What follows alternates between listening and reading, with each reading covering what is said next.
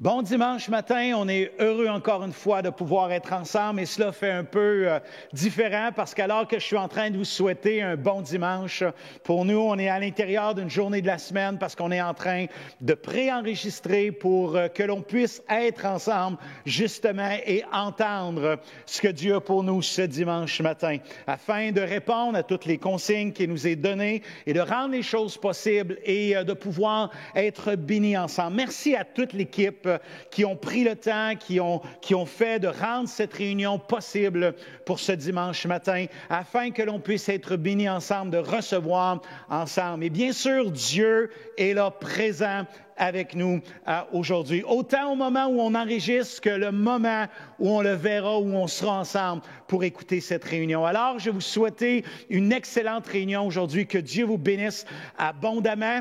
Alors, on veut mentionner encore une fois qu'on aura Philou avec nous ce matin et les enfants, la semaine prochaine, on va avoir une invitée qui va être là, une demoiselle qui s'appelle Sarah, qui va nous parler sur Josué. Alors, soyez là ce matin-là, la semaine prochaine, dimanche matin prochain. Bien sûr, on va être bénis à travers toute l'équipe de louanges qui va nous amener dans la louange et dans l'adoration aujourd'hui. Puissions-nous simplement recevoir, ouvrir nos cœurs dans sa présence et que Dieu puisse parler à nos vies et à nos cœurs. Seigneur, merci pour ce moment que tu nous prêtes ensemble. Nous savons qu'à travers chaque jour de notre semaine, tu es présent à l'intérieur de nos vies et de nos cœurs. Et Seigneur, que dans les moments, que dans les temps, alléluia, dans lesquels on est, dans le moment dans lequel on est ce matin, ton esprit le même aujourd'hui, alléluia, qui va l'être demain, qu'il était hier. Dieu, tu es le même aujourd'hui que tu étais hier et que tu seras demain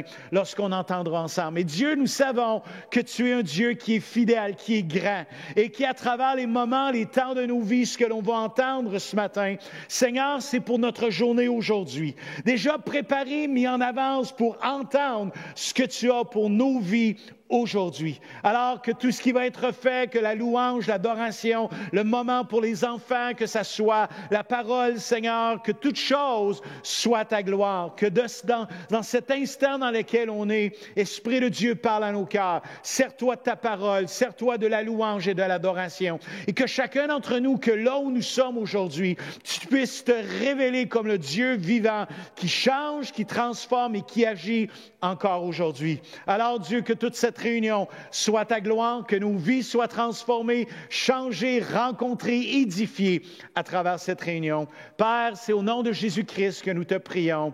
Amen et amen. Encore une fois, merci d'être là.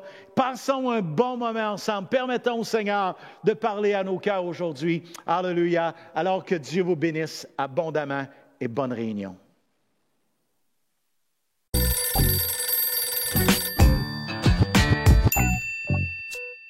Shalom, ici Philou en ligne et cette semaine, nous allons regarder la prière, un petit garçon qui a appris à prier et aussi, un perroquet. Oui, un perroquet. Alors, ici Skyler et le perroquet. Salut, ici Skyler. Tu es prêt pour un nouvel animal, Lara? Ces beaux oiseaux se distinguent par leurs plumes colorées et vives, leurs longues plumes de queue et leur bec fort qui peut même casser des noix de coco. Les haras se trouvent dans les zones tropicales américaines, du sud du Mexique au nord de l'Argentine. Bien que leur habitat préféré soit les forêts tropicales humides, on peut également les trouver dans d'autres types de forêts. Les haras aiment rester dans les hauteurs des arbres. En vol, ils peuvent atteindre 50 km/h, ce qui est à peu près aussi rapide qu'un petit scooter dans la rue.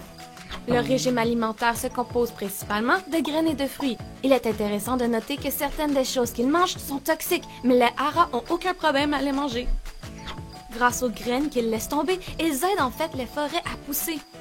Les haras sont des oiseaux sociaux qui vivent généralement en bandes de 30 oiseaux ou plus. Pour communiquer entre eux, ils utilisent des appels ou des cris. Ils peuvent également utiliser les cris pour marquer leur territoire ou pour identifier leurs partenaires. Cela en fait des oiseaux très bruyants. Ces créatures colorées sont également connues pour leur capacité à parler. Pour être précis, ils ne peuvent pas parler. Ils répètent simplement ce qu'ils entendent. Ils peuvent répéter n'importe quel mot humain ou bruit dans leur environnement. La raison pour laquelle ils font cela, c'est qu'ils sont intelligents et sociaux. Les haras aiment interagir avec d'autres perroquets ou humains, donc ils essaient de s'intégrer et de copier ce qu'ils entendent. Les haras sauvages créent et répètent naturellement des sons spécifiques qu'ils entendent de leur famille ou des membres de leur groupe. Mais lorsque les haras sont en captivité, ils interagissent avec les humains et répètent des mots humains. Tu aimerais avoir un hara? Quel mot lui enseignerais-tu? Serait-il ennuyeux de toujours avoir un oiseau qui parle? Bien que tu puisses être fatigué d'entendre un hara chez toi, Dieu ne se fatigue jamais de t'entendre. Comment Dieu t'entend-il? Il t'entend quand tu pries. C'est pourquoi tu peux toujours prier Dieu. La Bible dit « prier sans cesse ». Maintenant, tu peux te demander comment faire pour prier. C'est facile, il suffit de faire comme Laura. Tu répètes les prières que Jésus a faites dans la Bible. C'est comme ça que tu peux apprendre. Ce qui est vraiment important, c'est de toujours parler à Dieu. Tu vois, le perroquet est capable de répéter des mots.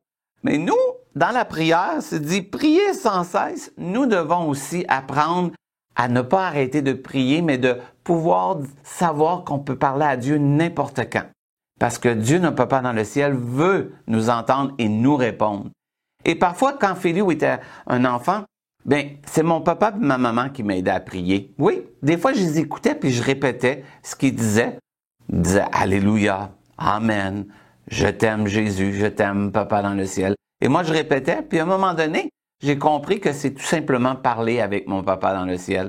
De tout simplement dire à Dieu ce que j'avais besoin et comment je l'aimais. Alors, c'était simple.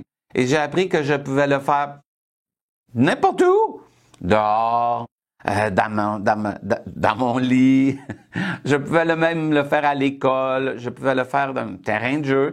N'importe quand, on peut prier à Dieu, notre Papa dans le ciel et Jésus. Et il nous écoute et répond. Es-tu prête pour l'histoire? C'est l'histoire vraie d'un petit garçon qui a appris à prier dans son lit. Ici Samuel et Élie.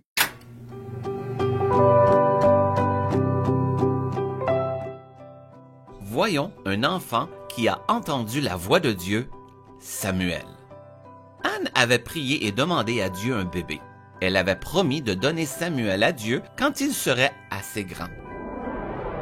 Ils l'emmenèrent à Élie, à la maison de l'Éternel. « Samuel peut être votre aide, ont-ils dit. » Samuel était un bon garçon et aimait aider Élie. Une nuit, Samuel était dans son lit. Dieu appela Samuel par son nom. Samuel s'assit et regarda autour de lui. « Élie doit m'appeler, se dit-il. »« Élie, je suis là, dit Samuel. Tu me cherches? »« Non, Samuel, je ne t'ai pas appelé. » Samuel ne savait pas que c'était Dieu qui l'appelait par son nom. Il se coucha dans son lit et Dieu l'appela à nouveau. « Samuel !» Il courut directement vers Élie. « Je suis ici, je t'ai entendu m'appeler. » Élie était fatigué et grincheux. « Non, je ne t'ai pas appelé. Va te coucher, dors. Arrête de me réveiller. » Il entendit encore son nom. Alors Élie sut que Dieu appelait Samuel. Il lui dit, « La prochaine fois, dis, je t'écoute, et Dieu te parlera. » Alors Samuel écouta. Dieu l'appela par son nom et lui parla. Samuel a écouté les paroles de Dieu et a aimé Dieu toute sa vie. Un jour, Dieu parla à Samuel et lui dit, « Remplis ta corne d'huile et va à Bethléem. Là, tu trouveras un homme appelé Ésaïe. J'ai choisi un de ses fils pour être roi. » Samuel alla trouver Ésaïe. « Rassemble tes fils et nous ferons une offrande à Dieu, dit-il. Un de tes fils aura la bénédiction de Dieu aujourd'hui. »« Montre-moi quel fils choisir, pria Samuel. Ce n'est pas le fait d'être le plus beau, le plus grand ou le plus fort qui fait un bon roi, dit Dieu. Je cherche un cœur bon et honnête. » Samuel regarda chacun des fils d'Ésaïe, mais aucun d'entre eux n'était le roi choisi par Dieu.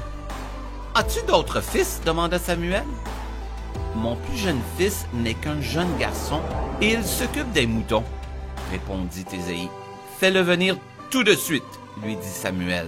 nous ne nous assiérons pas pour manger avant qu'il n'arrive.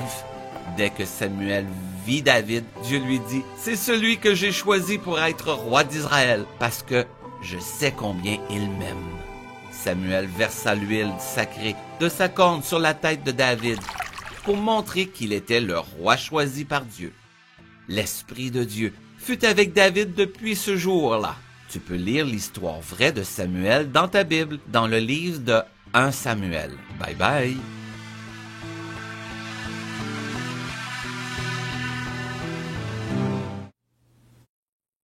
Et oui, Samuel a entendu la voix de Dieu et il lui a montré comment prier. Eh oui, et si tu ne sais pas comment prier, écoute ton papa et ta maman. Écoute-les prier et tu vas apprendre toi aussi à prier. Et c'est comme ça que quand on devient grand, on n'a plus besoin de papa et maman. On sait comment prier notre papa dans le ciel. Et il répond. Alors, es-tu prêt pour la mission de la semaine? On l'écoute ensemble. Voici ta mission. Premièrement, on va prier pour les dirigeants de notre pays. Oui, la Bible a dit de prier pour nos dirigeants, donc les dirigeants de notre pays. Ensuite, on va prier pour les dirigeants de notre province.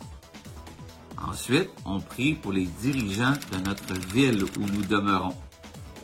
Et on termine pour prier pour notre famille, nos parents. Alors c'est simple, on prie pour nos dirigeants et on demande à Dieu de les aider. Alors, les dirigeants de notre pays, ensuite les dirigeants de notre province, ensuite les dirigeants de notre ville et on termine par notre famille. Bonne mission! Ah, ça ne sera pas compliqué. Tout simplement, tu vas commencer à prier pour le pays, le Canada, ou ton pays où tu es, et on va demander à Dieu de bénir puis d'aider notre premier ministre et les ministres qui nous dirigent. Ensuite, on fait notre province, on prie pour notre premier ministre dans la province et les députés, et ensuite, on va prier pour le maire de notre ville, où est-ce qu'on demeure, et les conseillers, et on finit par la famille. C'est très important, la Bible dit de prier pour nos dirigeants. Oui, on doit prier pour tout ce monde-là. Pourquoi? Parce qu'on a besoin de Dieu. Alors, on fait qu'est-ce que la Bible dit dans 1 Thessaloniciens 5, 17, priez sans cesse. Et écoute ton papa et ta maman. Et tu vas voir, ils peuvent t'enseigner à prier. Ah, on peut le faire aussi en chantant. Donc, on va chanter « Oui, prions ». Et c'est Philou en ligne qui te dit « Shalom ».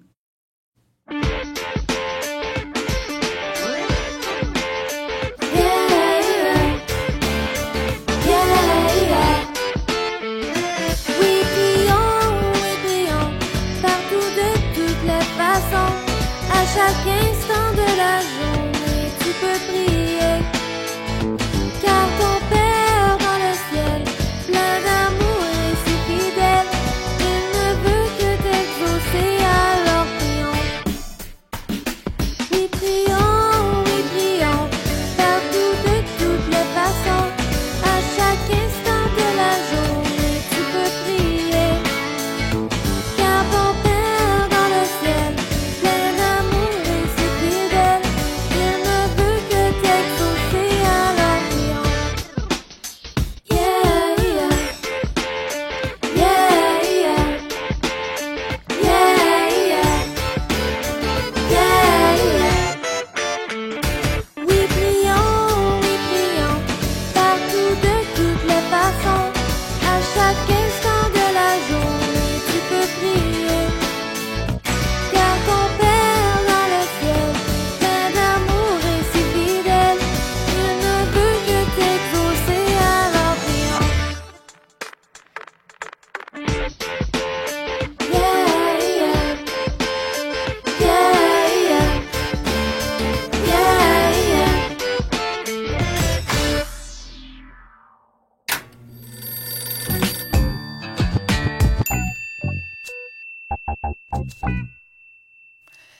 Bonjour à vous à la maison. Merci d'être avec nous ce matin pour chanter, pour louer notre Dieu, pour l'adorer ensemble. Et ce matin, qu'on puisse le faire, prendre ce temps à la maison pour tourner nos regards vers le Seigneur ce matin puis pouvoir lui chanter, lui dire combien on l'aime avec les chants et avec notre adoration. On y va ensemble.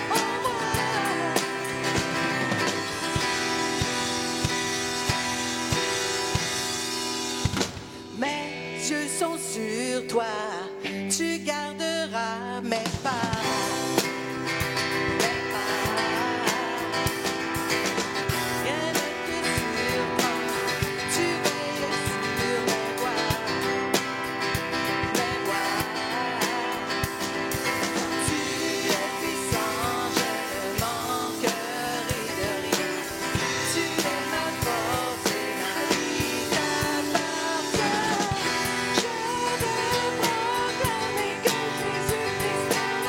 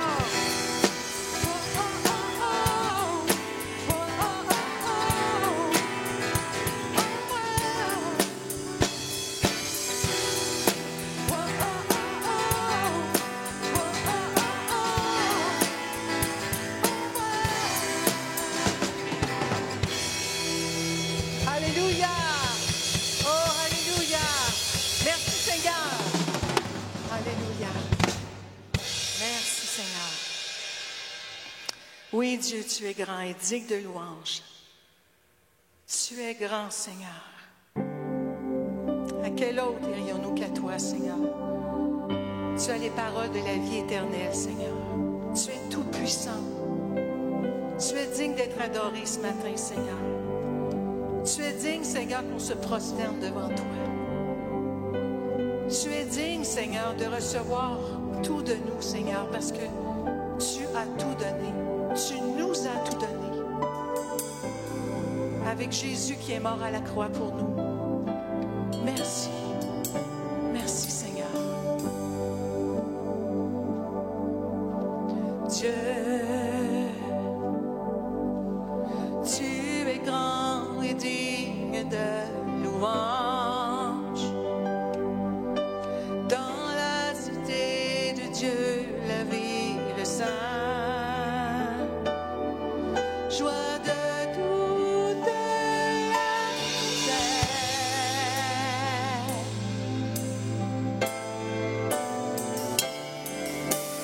Dieu,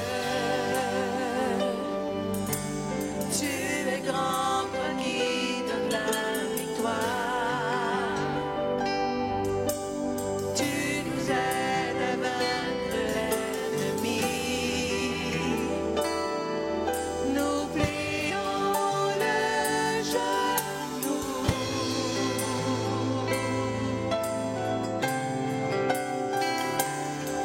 Seigneur, nous voulons élever ton nom et nous te disons merci pour ce que tu fais dans nos vies. Seigneur, ton amour ne tarit jamais.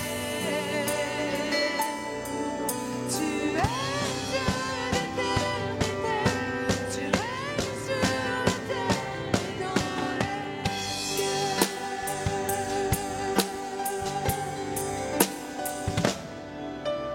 Dieu, tu es grand et digne de louange. Dans la cité de Dieu, la vie sainte, joie de toute la terre.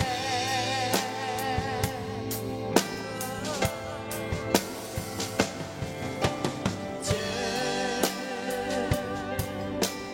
tu es grand, toi qui donnes la victoire. Tu nous aides à vaincre l'ennemi. Nous plions le genou.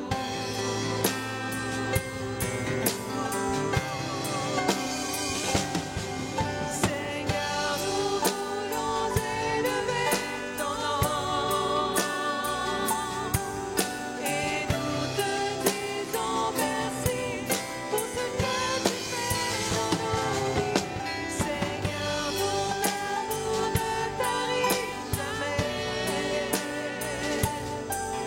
Tu es Dieu d'éternité, tu règnes sur la terre et dans les cieux.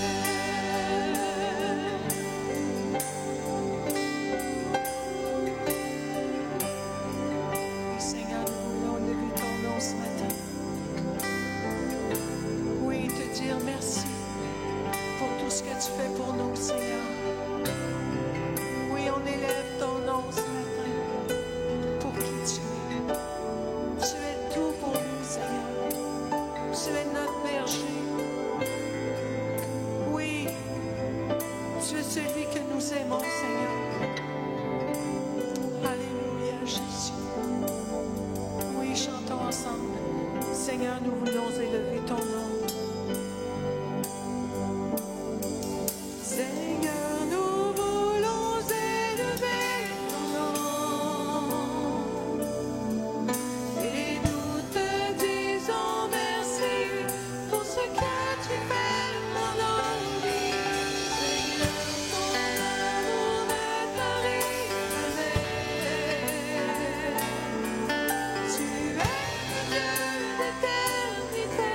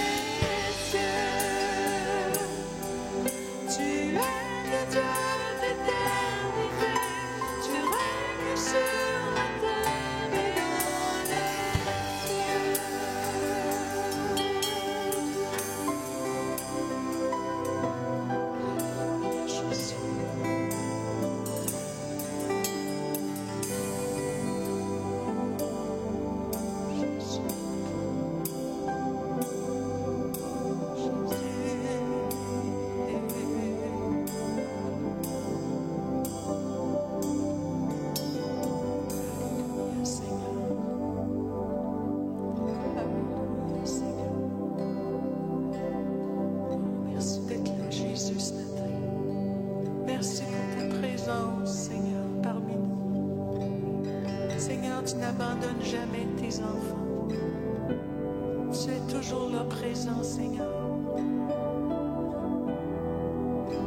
Même, Seigneur, quand on ne voit pas de vie, même quand tout semble sombre, noir, Seigneur, tu es là à nos côtés. Tu nous demandes de te faire confiance, Seigneur. Te faire confiance dans la détresse. Te faire confiance, Seigneur, dans le désert. Te faire confiance dans la tristesse, Seigneur. Dans la peur. Jésus, on veut aller à toi ce matin. On veut te prendre la main, Seigneur, parce que tu nous tends la main, oh Jésus. Oui, alléluia. Et le Seigneur est prêt à te prendre la main ce matin. Il ne t'a jamais délaissé. Il ne t'a jamais abandonné. Il est toujours là, à tes côtés. Fais-lui confiance.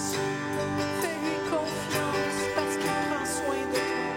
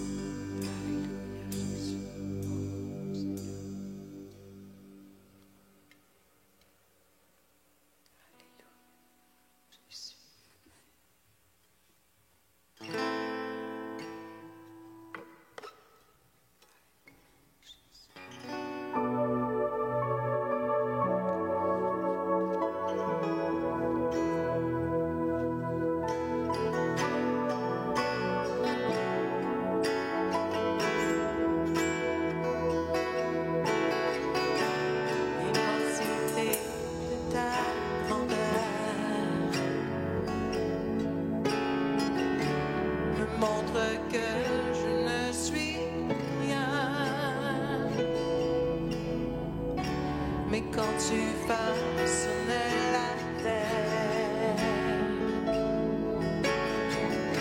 J'étais déjà près de ton cœur. Tu m'aimais avant que je sois. Et pour moi tu m'as tout donné. Toi seul pouvais me libérer.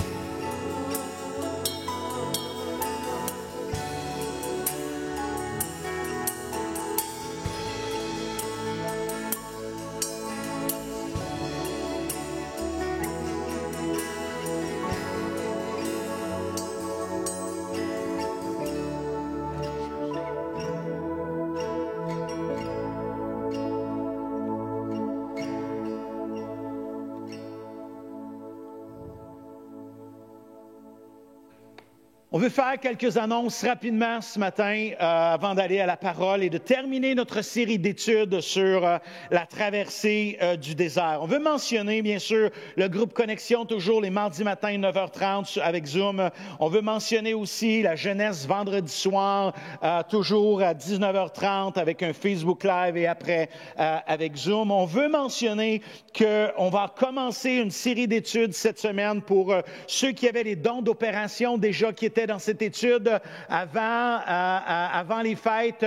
Vous recommencez cette série-là le 13, mercredi le 13 qui vient. Vous devriez avoir reçu ou vous allez recevoir un courriel vous donnant de comment vous connecter avec un lien pour vous connecter pour cette série-là, pour ceux qui s'étaient inscrits avant les fêtes. Alors pour vous, ça recommence le 13.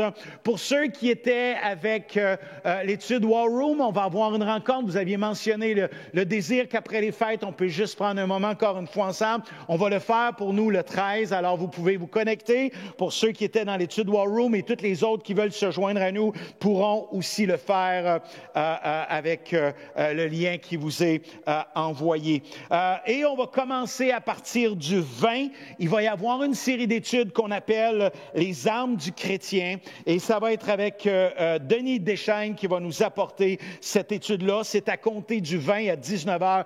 Vous devez vous inscrire et la façon de pouvoir s'inscrire, c'est soit d'aller le faire sur le site qu'on faisait lorsqu'on s'inscrivait pour les dimanches matins et aller inscrire votre nom afin qu'on puisse savoir le nombre de personnes pour bien faire les choses. Ou encore, vous pouvez envoyer un courriel à hgrignon@ce-shawinigan.org. Alors, envoyez un courriel et dites que vous voulez vous inscrire pour cette étude-là. Et il va y aussi avoir une étude qu'on va commencer qui va s'appeler les fondements de la foi et ça va être les jeudis soirs. Ça commence le 21 janvier, jeudi le 21 janvier. Les thèmes vont être le salut, la foi, la Bible, le Saint-Esprit, l'Église et être des témoins.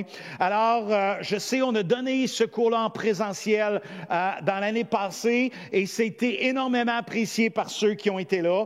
Et Pasteur Félix va être là pour partager. Alors aussi, allez vous inscrire. On veut savoir le nombre de personnes. Même si peut-être vous êtes des nouveaux qui se sont joints dans la dernière année ou dans les 2 dernières années, on veut vous encourager d'aller, de pouvoir suivre cette série-là qui est de 6 semaines. Et même des gens dans l'Église, peut-être se rappeler, se remémorer, se ramener certaines vérités fondamentales qui nous font du bien à l'intérieur de nos vies et de nos cœurs. On veut mentionner que samedi, le 16, samedi le 16, il va y avoir une rencontre pour le ministère de la femme, c'est à 10h.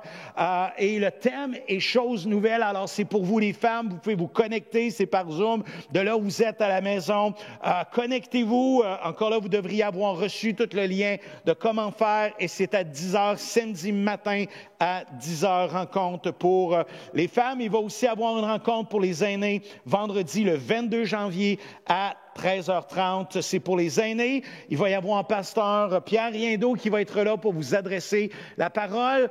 Pour vous les aînés, il va y avoir Ismaël qui va faire la louange pour ce moment-là. Alors, c'est un temps pour vous, les aînés. Je vais juste prendre un instant. Bien sûr, on aura notre rencontre encore une fois YouTube la semaine prochaine. Mais je vais prendre un moment pour vous remercier, les gens, de votre générosité envers cette Église, votre fidélité à travers vos dons, à travers ce que vous donnez pour le soutien de cette Église. Je vais vous remercier pour votre cœur, pour votre générosité, votre assiduité à donner et à continuer à faire des dons. Dans tous ces moments-là de pandémie, merci beaucoup de toute votre générosité, votre cœur. Bien sûr, les façons de pouvoir le faire, c'est soit que vous pouvez appeler nos bureaux, vous pouvez venir porter ou encore une fois, vous pouvez faire parvenir par la poste un chèque au nom du Centre évangélique de Shawinigan ou encore effectuer un virement par Interac. Et si vous avez besoin, encore là, contactez-nous, on pourra vous faire parvenir un courriel du comment faire ou encore vous donner certaines informations. Ça se fait très bien et je sais que c'est beaucoup apprécié de la part des gens. Alors, merci de votre générosité et de votre soutien encore une fois. Et que Dieu vous bénisse abondamment pour cette générosité. Aujourd'hui,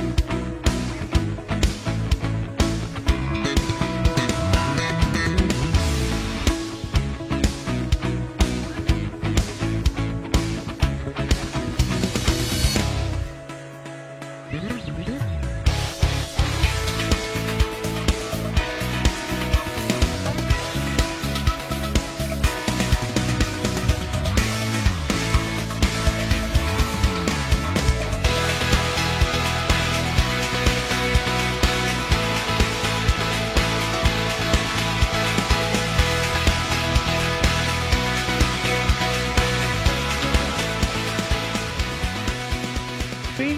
On veut terminer ensemble notre série de prédications sur la traversée du désert. On est rendu à notre partie 9 et je vais terminer déjà dans le début de l'année. Je vous ai partagé sur l'entrée dans la terre promise, d'entrer dans ce que Dieu avait pour nous. On a vu plusieurs choses. On a vu comment l'entrée au désert pour le peuple de Dieu était une réponse à leurs prières, comment Dieu avait entendu leur cœur, avait vu leurs besoins, comment le désert était aussi un lieu pour marcher, pour apprendre, pour grandir. Souvent, on voudrait que les choses soient tellement faites rapidement, mais pourtant, alléluia, Dieu, des fois, veut prendre le temps d'accomplir et de faire certaines choses à l'intérieur de nos vies. On a vu que le désert, c'est aussi un outil pour passer au travers que Dieu a mis en nous, des capacités, des dons, des possibilités pour passer, que l'on peut se servir et qu'à travers nos temps de désert, Dieu va utiliser pour nous aider. Le lieu de désert est aussi un endroit de révélation, un moment où Dieu veut parler à nos cœurs. C'est un moment où Dieu veut élever dans nos vies. On a vu ensemble à travers le tabernacle d'être au centre de nos vies. Alléluia, de tout ce que nous vivons. C'est un lieu aussi pour élever une nouvelle génération, de l'importance de ces générations-là, de prendre soin d'eux, de les aimer, nos enfants, de veiller sur eux, de bâtir, de construire à l'intérieur de leur vie. Alléluia. Et comment Dieu nous appelle à le faire. On a vu que le désert était aussi un endroit pour rendre des actions de grâce. Et aujourd'hui, en terminant, je vais parler avec vous alors qu'on est dans la pensée, qu'on est dans la terre promise. Maintenant, le peuple ont traversé la mer Rouge, pas la mer Rouge, pardon, oui, dans le début, on traversé la mer Rouge et ont traversé le Jourdain. Maintenant, ils sont dans la terre promise. Ils viennent d'entrer dans la terre promise. Mais vous savez, d'entrer dans la terre promise, d'être dans une portion de nos vies où tout semble bien aller, et comme j'ai dit un peu la dernière fois, se sentir un peu sur le X dans lequel Dieu nous appelle à être, d'accomplir, de faire. Alléluia. Je veux nous dire que c'est pas que l'on a atteint, puis il n'y a plus rien, que toutes les choses sont faites, mais je crois que ce qu'on va partager ce matin, alléluia, nous amène vraiment une pensée importante de la dimension je veux parler de 3 choses importantes dans cette terre promise que nous devrions ne jamais oublier. Alors, on a vu, lorsqu'on regarde cette diapo-là avec cette carte, tout le chemin à lequel le peuple de Dieu ont traversé, ont marché, comment Dieu a fait des prodiges, des miracles, a pris soin d'eux. Ils ont été pendant 40 ans dans le désert. Et cette nouvelle génération-là, maintenant, ont passé le Jourdain et sont entrés en Canaan. Et lorsqu'ils sont entrés en Canaan, alléluia, il y a des choses qui sont tellement encourageantes et bénissantes. Et 3 choses que je veux parler, 3 pensées importantes que nous devrions nous souvenir constamment à l'intérieur de nos vies. Première chose que je veux parler ce matin, c'est de l'importance de l'engagement envers Dieu à l'intérieur de nos vies.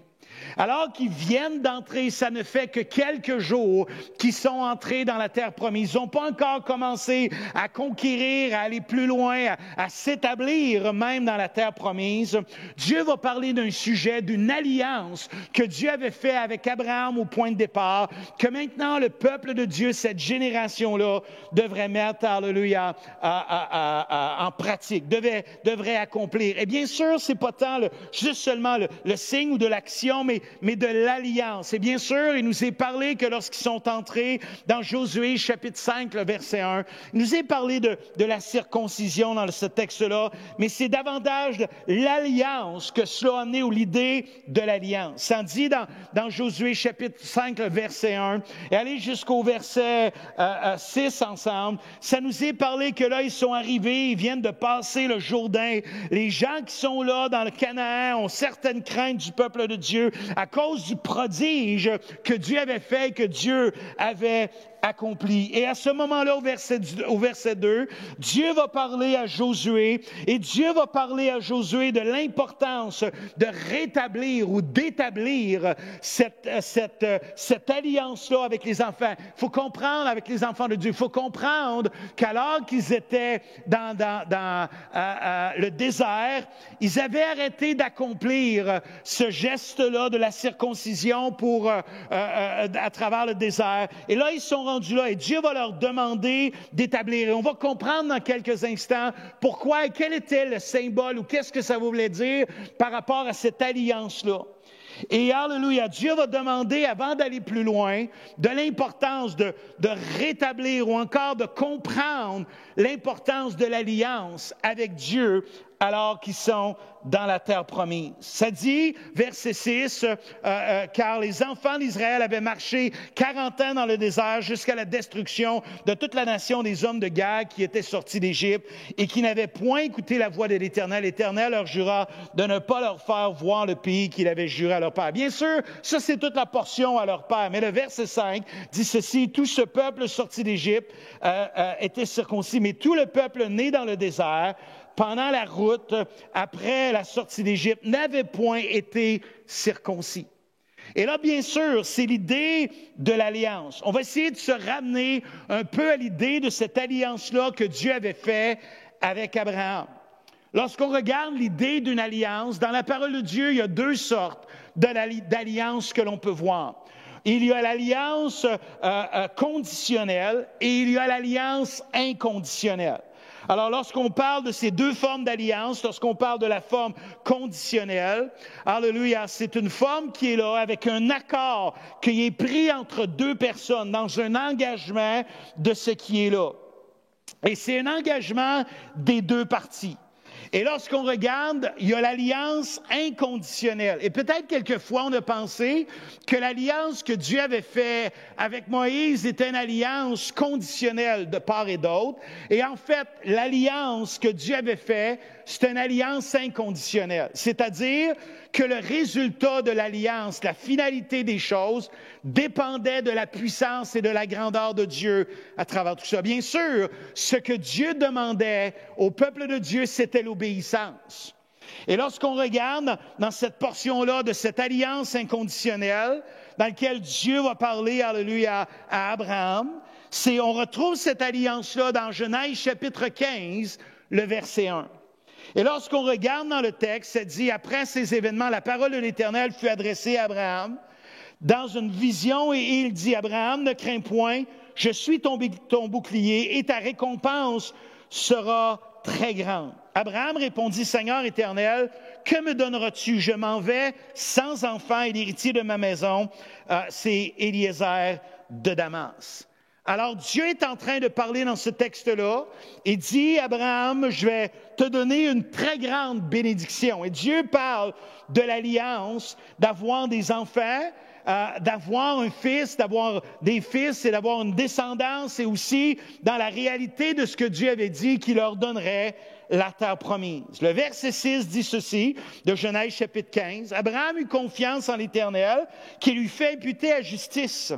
L'Éternel lui dit encore, « Je suis l'Éternel qui t'a fait sortir d'Ur en Chaldée pour te donner en possession ce pays. » Le verset 8, Abraham répondit, « Seigneur éternel, à quoi connaîtrai-je que je le posséderai? » Alors, Abraham est en train de dire, Seigneur, à quel signe? Quel est l'engagement? Quelle est l'alliance qui va me démontrer? Tu es en train de dire certaines choses, tu es en train de déclarer certaines choses. Quelle est cette alliance-là? Quel est le signe? Quelle est la chose qui va me dire que vraiment elle va s'accomplir? Et là, ça dit, l'Éternel lui dit, prends une génisse de 3 ans, une chèvre de 3 ans, un bouclier de 3 ans, une tourterelle et une jeune colombe. Abraham prit les animaux, les coupa par le milieu et mit de chaque morceau vis-à-vis de l'un de l'autre, c'est-à-dire les mettre de chaque côté. Je vais vous dire que ce que Abraham est en train de faire, c'est une coutume qui était faite dans une alliance, qui était faite dans une alliance conditionnelle à l'habitude. Lorsque ça se passait dans cette manière-là, la façon dont les choses se passaient, c'est alors que la viande ou les animaux étaient séparés en deux de part et d'autre, les deux personnes qui s'engageaient passaient au travers, au milieu d'un bord et de l'autre. Alors, c'était le symbole d'un côté et de l'autre, et les deux qui passaient étaient le symbole de l'unité, c'était le symbole de l'engagement. Et ça, c'était une habitude humaine qui se faisait en Israël et même à d'autres endroits pour démontrer une alliance, un engagement l'un pour l'autre. Alors, c'était une alliance qui était traitée conformément à l'usage humain, de manière humaine. Et Dieu va dire à Abraham, on va faire une alliance, et je vais faire une alliance avec toi, et cette alliance-là va être ce qui va prouver, et on va le faire à la manière dont les humains le font habituellement. Et lorsqu'on regarde dans le texte, un peu plus loin, on comprend que Dieu va faire les choses, mais qu'à ce moment-là, alléluia, Dieu va faire les choses un peu différemment. Et là, ça dit dans Genèse chapitre 15, le verset 11, les oiseaux de proie s'abattirent sur les cadavres. Et là, il y a tout qui est là. Et là, il y a toute une image qui prend place dans la situation dans laquelle Dieu est en train de parler à Abraham pour le futur. Alors, il faut bien comprendre que dans le cœur d'Abraham, ils sont en train de faire des choses. Dieu a établi une façon de faire selon de ce que les humains faisaient. Mais alors que Dieu s'apprête à faire quelque chose, il y a tous les animaux, les oiseaux de proie, et là, il y a toute l'image que les choses ne sont pas nécessairement faciles, que les choses ne sont pas toujours nécessairement faciles. Et là, les animaux de proie vont venir et Abraham va devoir les chasser. Et c'était le symbole, encore une fois, de cette alliance-là. Il arrive des fois dans nos vies où les choses ne se passent pas comme on voudrait que ça puisse se passer. Des fois, on est un peu dérangé par certaines choses qui vont prendre place à l'intérieur de nos vies. On comprend que Dieu a établi une promesse, que Dieu a fait des choses à l'intérieur de nos vies. Et alors qu'on est là, il y a des situations qui sont particulières. Et là, il y a toute une situation qui va prendre place. Ça dit, au coucher du soleil, un profond sommeil tomba sur Abraham. Alors, lorsqu'on regarde tout ce texte-là, le mot ici, alléluia, profond, c'est l'idée, en fait, d'un sommeil profond. C'est l'idée d'un sommeil qui est désigné comme un sommeil surnaturel. Alors, le texte est en train de dire qu'Abraham va tomber dans un sommeil, va tomber dans un sommeil qui est surnaturel.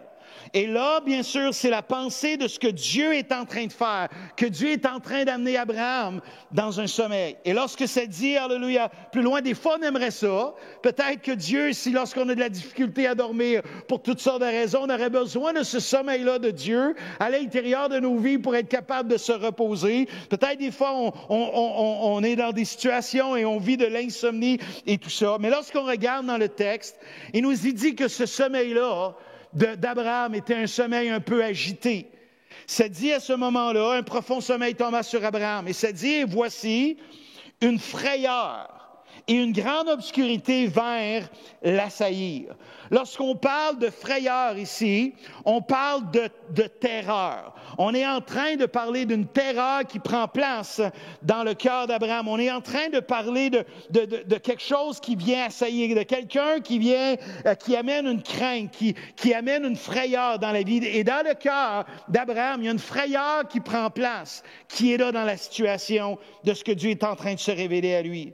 Et le texte dit aussi une grande obscurité. Le mot obscurité, c'est l'idée de ténèbres. C'est l'idée de quelque chose qui amène une noirceur. Peut-être qu'on s'est déjà senti dans une situation où la frayeur à travers une nouvelle, quelque chose qu'on vient d'apprendre pour nos vies, une nouvelle pour nos enfants, pour notre vie personnelle, nos finances, les choses, l'emploi, et la terreur, la frayeur a saisi nos cœurs. L'obscurité, c'est un moment sombre à l'intérieur de nos vies. Et le texte continue en disant, alléluia, qu'une obscurité vient assaillir. Et le mot assaillir, c'est faire tomber, c'est comme écraser. L'idée, c'est que assaillir, c'est vient écraser quelqu'un. Et dans le texte, c'est l'idée que la situation de ce que là est en train de prendre place vient écraser Abraham. Souvent, c'est pas dans ces situations-là qu'on aurait l'impression que la révélation de Dieu prend place. Mais bien sûr, lorsqu'on regarde tout le texte, on comprend que Dieu va révéler à Abraham tous les 400 ans qui vont être là, ce que le peuple de Dieu va subir à travers l'esclavage, des situations.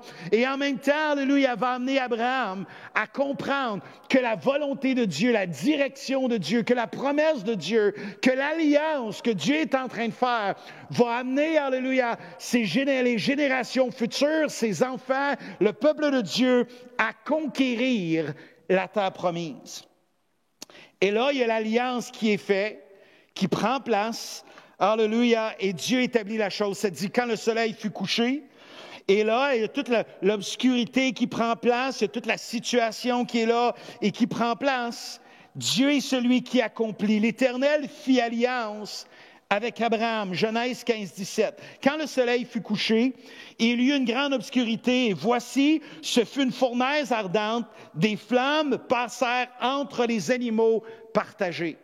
Il faut comprendre dans le texte dans lequel on est là, le feu ardent, c'est l'idée que Dieu passe au milieu des animaux qui étaient séparés.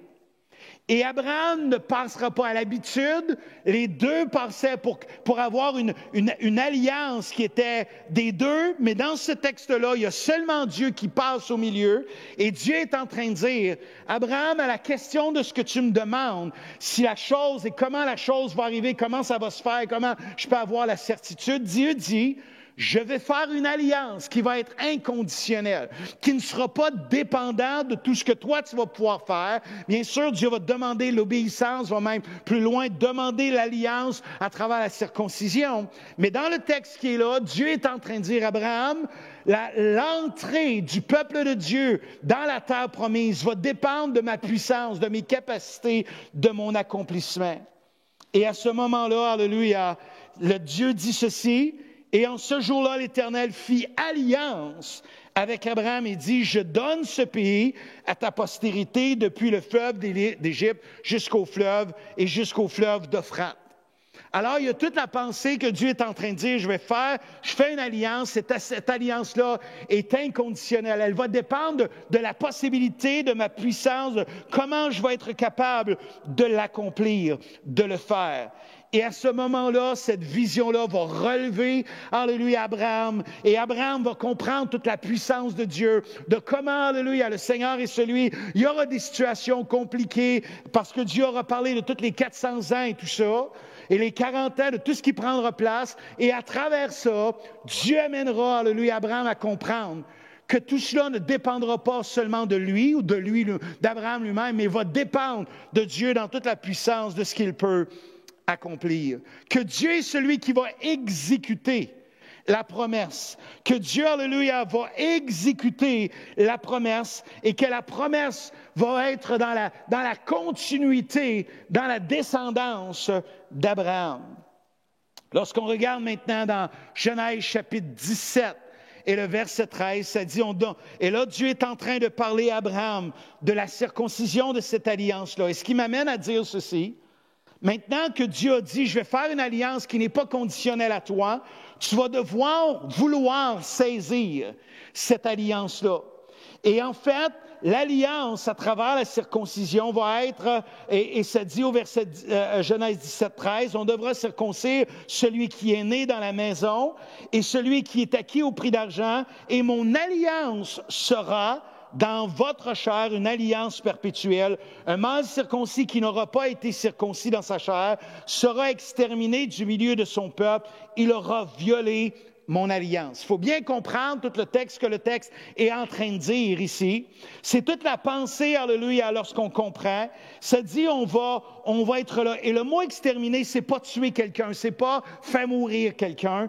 C'est l'idée dans le texte de couper quelque chose. C'est-à-dire que la personne qui ne voudra pas cette alliance-là va couper ou va refuser l'alliance inconditionnelle de Dieu. Alors, ce qui m'amène à dire, ce que Dieu est en train de dire, c'est vous devez accepter cette alliance-là inconditionnelle. Et la façon de l'acceptation d'être mon peuple, de répondre à cet appel-là, qui est inconditionnel, va être de dire, OK, Seigneur, je veux recevoir, je veux faire partie de cette alliance-là, et je vais simplement accomplir le geste que tu me demandes de faire. Et ça dit, sera exterminé, c'est-à-dire va être retiré.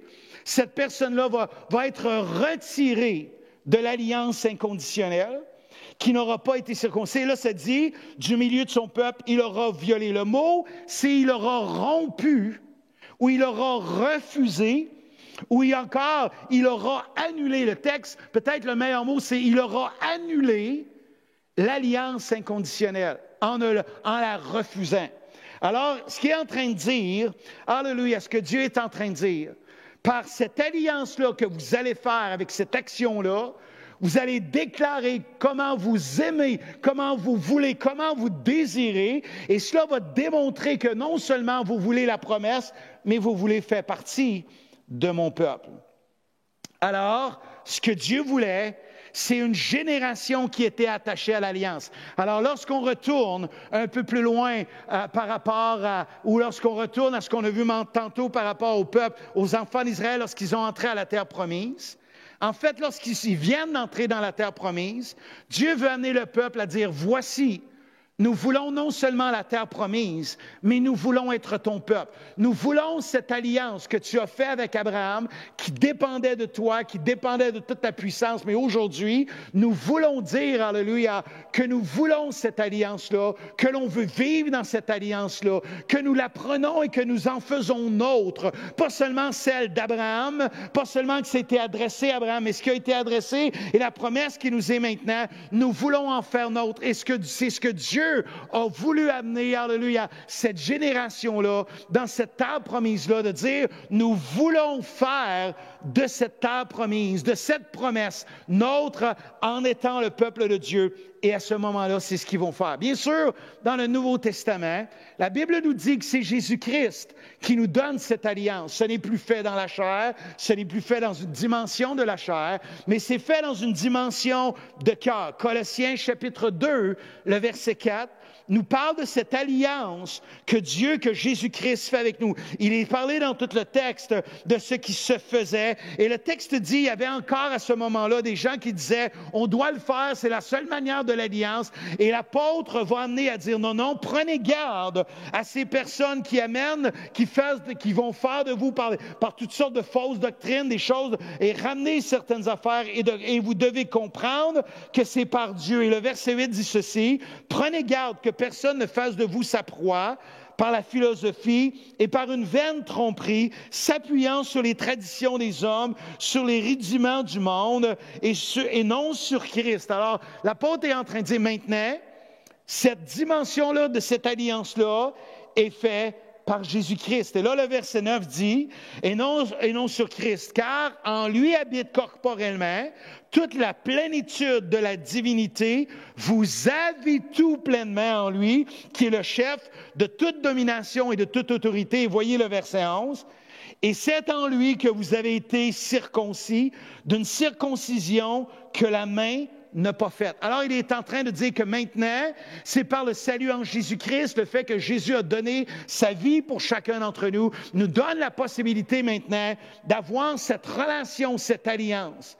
Alors, ce que je suis en train de nous dire, pour nous aujourd'hui, alléluia, de vivre cette alliance où Dieu a envoyé Jésus-Christ pour mourir à la croix pour chacun d'entre nous, par amour pour chacun d'entre nous, maintenant nous appelle, alléluia, à vouloir le suivre et à voir cette alliance-là, de s'approprier cette alliance-là que Dieu veut faire avec nous par Jésus-Christ et d'impliquer, de vouloir, d'inviter Jésus-Christ dans nos vies et de dire par la venue, en reconnaissant Jésus-Christ, nous donne la possibilité de vivre cette relation et cette intimité, alléluia, avec Dieu. Alors, c'est par Jésus-Christ que maintenant, en disant Jésus, viens dans ma vie, je veux, alléluia, m'approprier cette alliance que le Père veut faire avec moi dans cette nouvelle alliance. Alléluia, qui n'est pas fait par les choses de la chair, par une action dans la chair, mais qui est fait par une action dans notre cœur, dans notre vie, en invitant Jésus-Christ. Et ce matin, je veux nous encourager, chacun d'entre nous, à dire, Jésus, alléluia, viens dans ma vie. Je veux vivre cette alliance, cette communion, cette relation avec le Père. Et à ce moment-là, alléluia, Dieu veut le faire. Le Seigneur est celui qui veut le faire. Alors, j'aimerais dire ceci, que cette génération, lorsqu'ils sont entrés dans la terre promise, Dieu voulait les amener à comprendre l'importance de s'approprier cette alliance en faisant, alléluia, ce que Dieu avait demandé à Abraham de faire, en accomplissant ce geste-là, mais en réalisant et de dire maintenant, alléluia, ce signe-là est le symbole de ce que maintenant nous sommes ton peuple, que nous voulons faire partie de ton peuple et de ce que l'on veut marcher avec toi. Deuxième chose que je veux parler, alléluia, c'est la pensée dans la terre promise, de ce qu'on a besoin, que Dieu marche avec nous dans toutes nos circonstances. Dans la situation dans laquelle on se retrouve dans Juge chapitre 5, le verset 12, le texte nous donne de voir que à ce moment-là, la manne cessa le lendemain de la Pâque. Quand ils mangèrent du blé du pays, les enfants d'Israël n'eurent plus de manne et ils mangèrent des produits du pays de Canaan cette année-là. Comme Josué était près de Jéricho, il leva les yeux et regarda. Voici un homme se tenant debout devant lui, son épée nue à la main. Il alla vers lui et lui dit, « Es-tu des nôtres ou de nos ennemis? » Il répondit, « Non, moi je suis le chef de l'armée de l'Éternel. J'arrive maintenant. » Alors dans le texte, il y a quelque chose de tellement encourageant dans ce texte-là. Le texte dit que Dieu est arrivé au moment où il devait aller et de conquérir toute la terre promise. Ce texte-là nous apprend comment Dieu fait bien les choses. Dieu ouvre le Jourdain. Comprenez toute la pensée de ce que Dieu est en train de faire. Dieu ouvre le Jourdain. Et alors que le peuple passe, vont établir aussi les autels pour se rappeler ce que Dieu avait fait du miracle d'ouvrir le Jourdain. Alors qu'ils viennent d'entrer, Dieu va demander, alléluia, d'accomplir l'alliance de ce que Dieu avait fait avec Moïse, pas Moïse, pardon, mais Abraham. Et à ce moment-là, lorsqu'ils vont fêter la fête de la Pâque, qui est la fête, alléluia, de celle qui démontrait la sortie d'Égypte. La première fête qu'ils vont fêter dans Canaan va être la Pâque. Pourtant, c'est la dernière fête où ce qui symbolisait la sortie de l'esclavage. Maintenant, cette génération se trouve là. Comment Dieu fait bien les choses? Non pas par hasard, mais par direction. Dieu est celui qui planifie les choses dans le bon moment, dans le bon temps. Et alors qu'ils vont accomplir l'alliance, Dieu va faire les choses, la guérison va prendre place, le texte nous dit. Et à ce moment-là, le chef de l'armée de l'Éternel va venir vers Josué, va dire à Josué, « Je suis avec vous pour être capable de conquérir toute cette terre promise. » Rappelons-nous comment Dieu fait bien les choses. Vous savez, des fois, nous, on fait les choses à l'envers, ou on voudrait peut-être même que des fois, Dieu fasse les choses à l'envers. On voudrait que Dieu nous amène à conquérir, à faire les affaires, mais Dieu dit non, on va établir l'alliance avant. Non, on va fêter la Pâque, on va se souvenir de la délivrance, on va se souvenir de comment j'ai accompli de grandes choses. On va célébrer pendant les temps, les jours qui sont là, on va célébrer cette Pâque, se réjouir de la délivrance de ce que Dieu a fait. Nous avons besoin de nous rappeler comment Dieu a été fidèle dans le passé. J'aimerais nous rappeler, ou plutôt nous amener à nous rappeler aujourd'hui comment Dieu a été fidèle dans le passé et que c'est le moment que Dieu fait les bonnes choses au bon moment ou au bon temps. Peut-être que toi, tu as l'impression que dans les temps dans lesquels tu vis maintenant, tu es en train de perdre du temps. Je veux dire que si on vit dans les temps de Dieu, si on permet à Dieu de faire les choses au bon moment, nous vivons dans les bons temps, dans le bon moment, dans le bon temps dans lequel Dieu nous appelle. Et saisis ces moments-là, comme le temps, pas les 7, mais les jours qu'ils ont fêté la Pâque, les jours où ils ont eu besoin de la guérison pour lorsqu'ils ont accompli l'alliance. Ce n'étaient pas des jours perdus, c'était les moments que Dieu les appelait à vivre. Des fois, nous, on planifie les choses. Peut-être que notre pensée à nous aura été on entre en Canaan et tout de suite on y va, on part, on va conquérir, on va saisir tout ce qui est devant nous. Gars, on vient de voir le miracle de Dieu, le prodige, on vient de voir le Jourdain. Probablement, le peuple à ce moment-là était comme activé, il y avait tout l'espoir, l'encouragement, toute l'affaire. C'est le bon temps. En plus, les gens ont craint que les autres peuples sont dans la peur, sont découragés même. Voilà le bon temps pour le faire. Perdons pas de temps. Mais en fait, le temps de rétablir l'alliance, ou plutôt de s'engager dans l'alliance, le temps de la guérison, le temps de fêter la Pâque, n'était pas une perte de temps. Je te dis que quand Dieu fait les choses au bon moment, la porte s'ouvre pour les bons temps. Dieu a fait les choses, sont accomplies selon la direction et le temps de Dieu, selon l'heure de Dieu. Ne sois pas irrité que peut-être l'heure de Dieu n'est pas la tienne. Fais juste ouvrir ton cœur et Dieu est celui qui ouvrira les bonnes choses au bon moment. Alléluia, au bon moment. Troisième chose que je veux parler avec vous ce matin. Alors, la deuxième chose la première était l'alliance, de l'importance de s'acquérir. Ce signe de cette alliance-là était un engagement de cette nouvelle génération, alors qu'ils sont là, de dire, voici, nous voulons cette alliance-là. On veut accomplir ce que Dieu nous demande de faire. Et de comprendre la deuxième chose, que Dieu est avec nous dans ce moment-là de nos vies. Et troisièmement, je veux parler où Dieu, et c'est la façon dont Josué va terminer dans Josué 24, c'est d'amener le peuple à choisir de servir Dieu.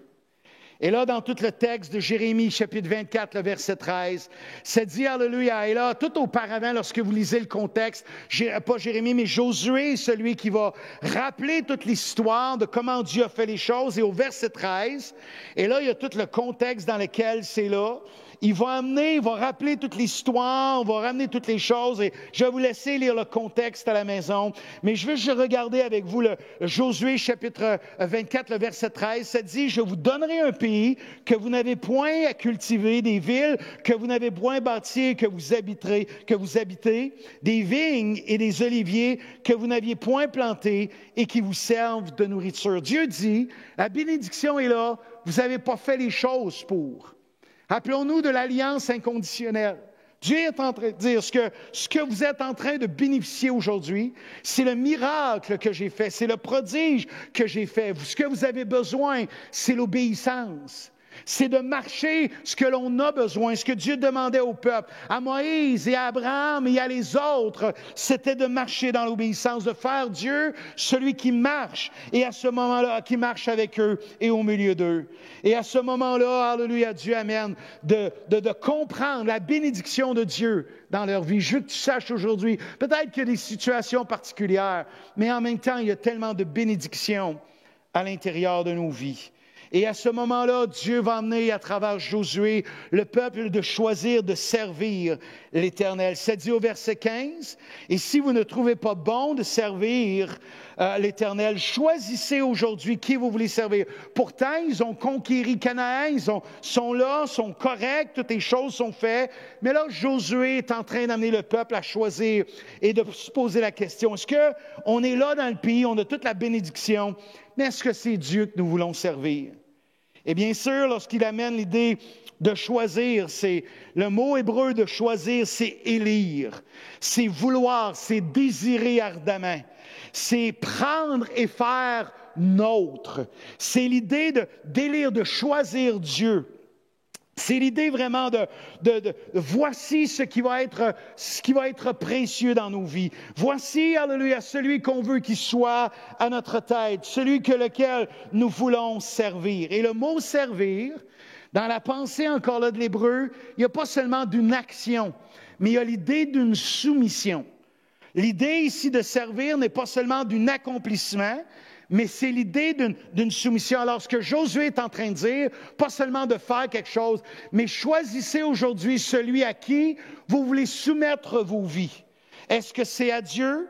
Est-ce que c'est celui que vous voulez accomplir, servir à l'intérieur? Et vous savez, dans nos vies, et autour de nous, bien des fois, la soumission n'est pas quelque chose qu'on va souvent bien parler.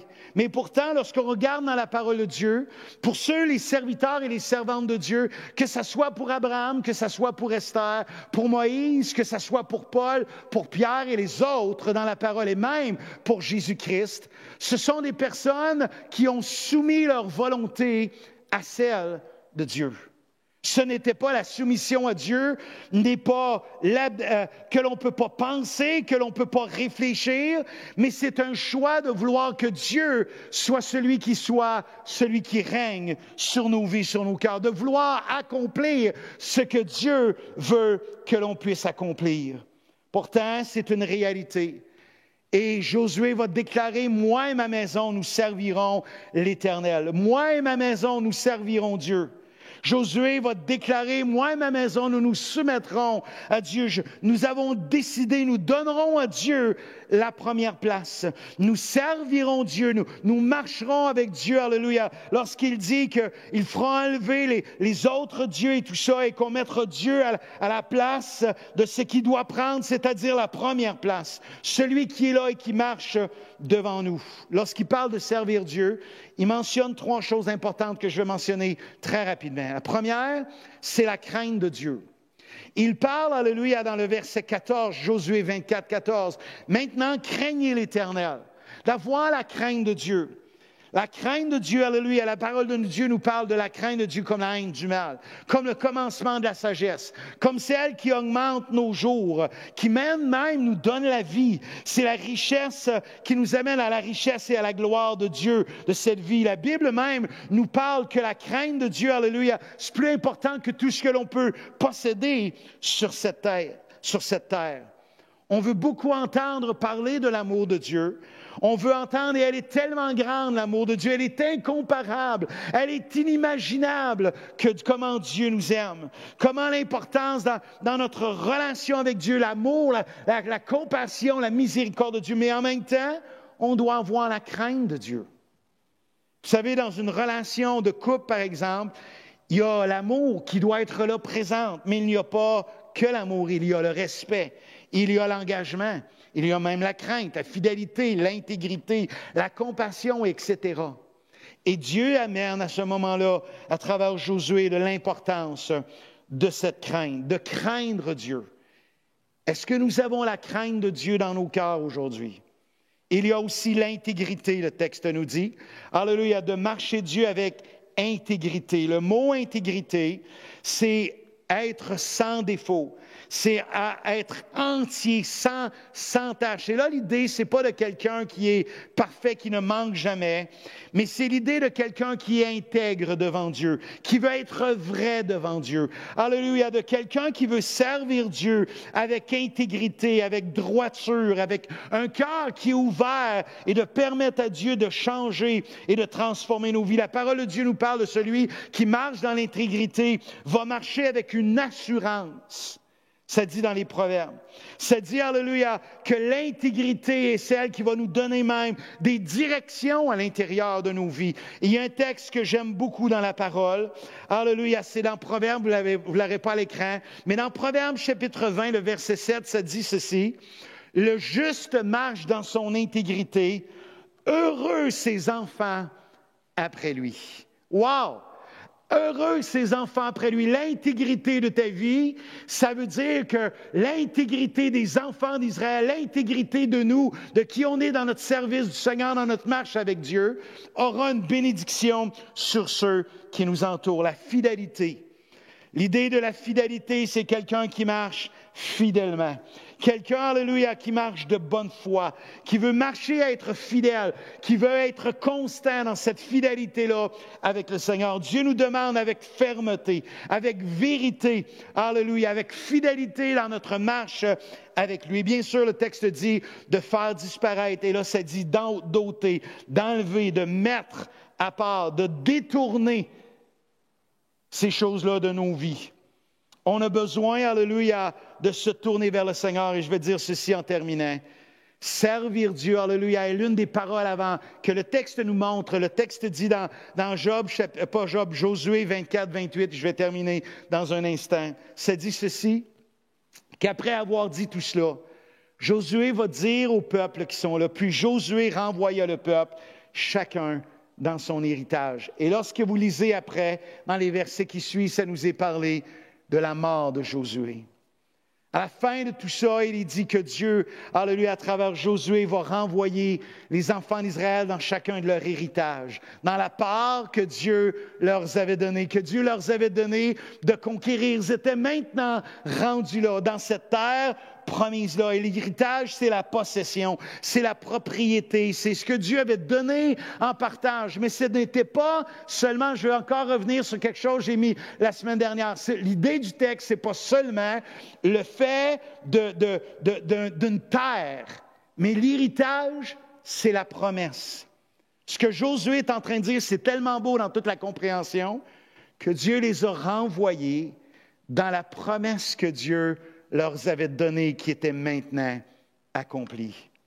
Et alléluia, lorsqu'on regarde, et je conclue en disant ceci, que lorsqu'on regarde dans tout ce texte-là, on découvre comment Josué est celle qui clôture l'histoire de tous les patriarches, d'une promesse que Dieu avait établie avec Abraham et que maintenant les enfants d'Israël étaient rendus là. Bien sûr, Dieu va parler à Moïse de toutes les circonstances, les situations, mais comment le miracle de Dieu avait pris possession. Peut-être que tu te retrouves aujourd'hui comme Moïse, pas comme Moïse, mais comme Abraham lorsqu'il a reçu cette vision-là, cette alliance inconditionnelle de Dieu. Peut-être que la frayeur a saisi ton cœur. Peut-être que les situations dans lesquelles tu vis présentement ont amené la frayeur à l'intérieur de ta vie et de ton cœur. Peut-être que ça l'a amené, alléluia, à l'intérieur de ta vie et de ton cœur une grande obscurité qui est là, quelque chose qui est en train d'assaillir ton cœur.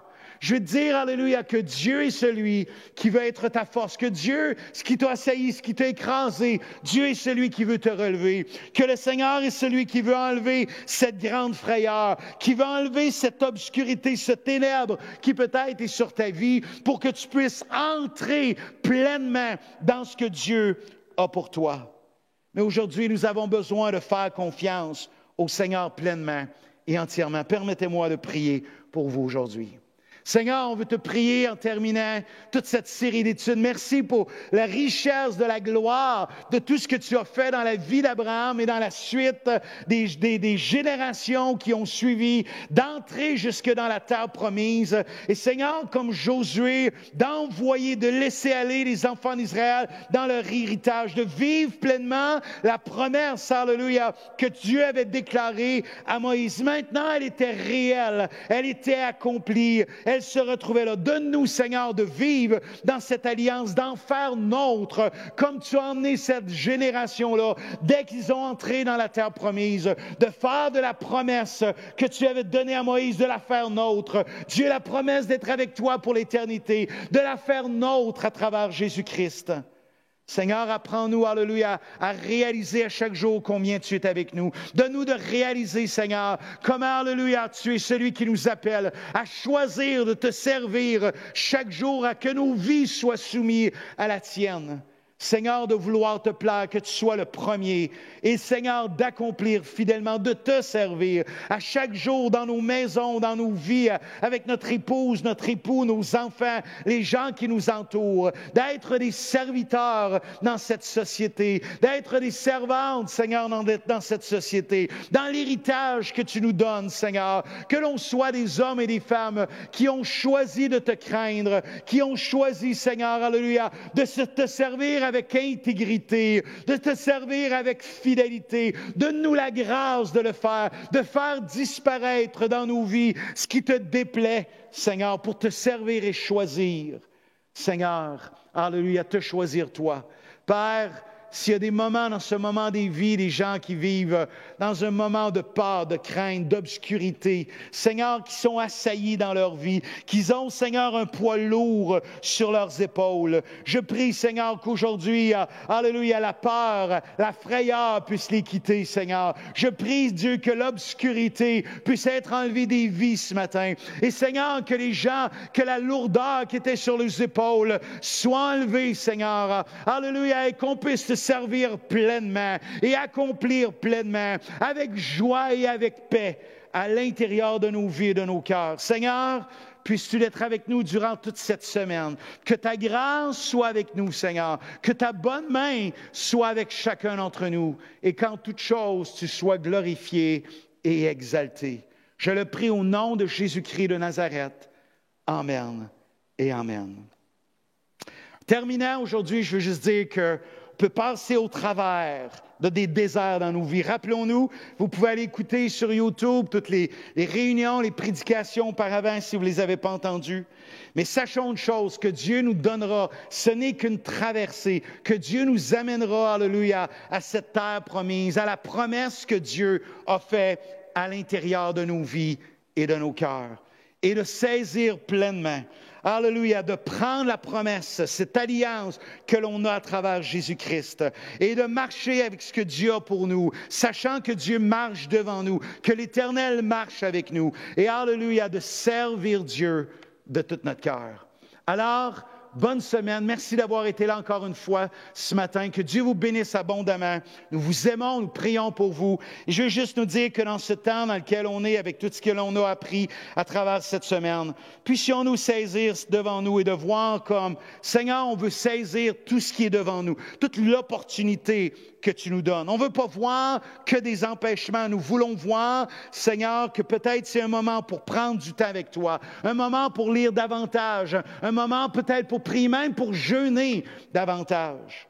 Alors, saisissons une opportunité, que la grâce de Dieu soit là avec nous, que sa présence, que sa force et que tout ce que l'on a besoin à l'intérieur de votre vie soit déployé dans la puissance et dans la gloire de notre Dieu. Merci d'avoir été là. Bonne semaine. Nous vous aimons.